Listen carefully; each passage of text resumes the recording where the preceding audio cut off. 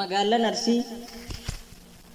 garaan taa'uu didee isiniif najoora awaashin gaddabree yoo gaseenu dheeraa urgaan foolii keessan keessa koon nasoora gammachuuf onneen koo ililchee maalala maalidhaan isin ibsu jecha dhabee jira mi'aan jaalala keessan akka dammadaamu na keessaa mi'aay akkamiin si yaamu jaalalli keessa yoomuu na keessaa hin dhumu Magaalaan Arsii yaa soora jaalalaa haalaaf amalli keessan hundi wal madaala bifaa fi hojjaanis barsin tolee jira Uumatu sin tolche bareechee waa maraan onnee kiyya keessaa qabdu gamoo jaalalaa ilkaan keessan ilaalan aannan na fakkaata fuulli keessan immoo akka ubbiftuu ganamaa isin jaalachuutti mirga guutuun qaba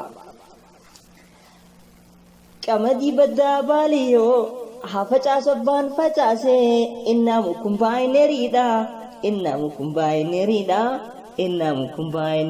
alfuudhe haa hinaafu baani naafe nu waliin dhiifnu waadaadha nuti waliin dhabnu waadaadha ijoollee baddaa diidaa ijoollee baddaa gadaboo ijoollee baddaa baaliyyoo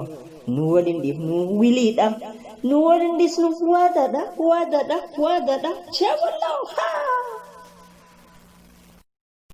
Magaalaan Arsii